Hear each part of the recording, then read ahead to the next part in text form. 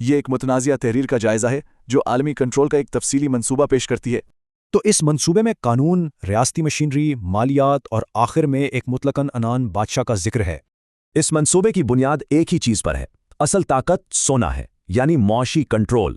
منصوبے کا پہلا قدم معاشرے کی بنیادوں یعنی قانون اور مذہب کو کمزور کرنا بتایا گیا ہے۔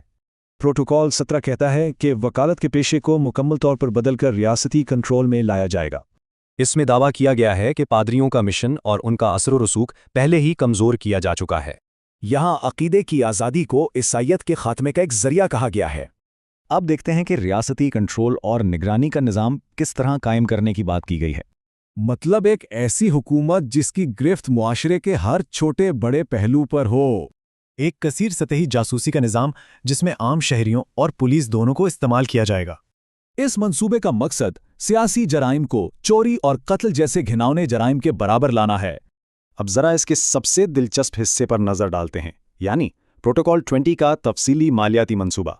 ٹیکس کا ایک نیا نظام جس میں امیروں پر زیادہ بوجھ ڈال کر غریبوں کو قابو میں رکھا جائے گا۔ یہاں حکومتی قرضوں، خاص طور پر غیر ملکی قرضوں کو ریاست کی سب سے بڑی کمزوری کہا گیا ہے۔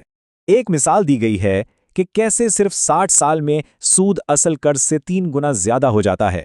اس طرح ریاستیں قرض کے ایسے جال میں پھنس جاتی ہیں جس سے نکلنا ناممکن ہو جاتا ہے۔ اور اب منصوبے کا آخری اور سب سے اہم مرحلہ، ایک واحد عالمی بادشاہ کا ظہور۔ اس بادشاہ کے لیے کچھ غیر معمولی صفات بتائی گئی ہیں جو اسے انسانوں سے بالا تر دکھاتی ہیں۔ حکمرانی کا حق وراثت سے نہیں بلکہ اہلیت اور خصوصی تربیت کی بنیاد پر طے کیا جائے گا۔ بادشاہ کا عوام میں محافظوں کے بغیر آنا اس کی طاقت اور بے خوفی کی علامت کے طور پر دکھایا جائے گا۔ اس حکمران کو ایک ایسی الہی شخصیت کے طور پر پیش کیا گیا ہے جسے خود تقدیر نے چنا ہے۔ اور آخر میں یہ دعویٰ کہ صرف یہی حکمران ہی انسانیت کو تمام گناہوں سے نجات دلائے گا۔